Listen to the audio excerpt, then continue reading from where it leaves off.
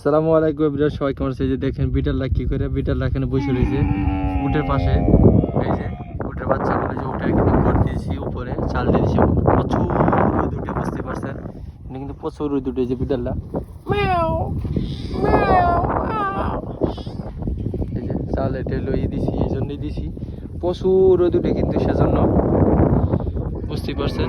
এদিকে আসতেছি, ঘাস খাইতেছে, উটগুলো কিন্তু কি করতেছে, হাই হাই হাই হাই, এই দেখেন এখানে আসবে, হাই হাই হাই হাই। ও এই যে দেখতে পারতেছেন সবটি বাচ্চা এখানে, আর ওই যে ছোট ছোট ছোট বাচ্চা মার কাছে আছে।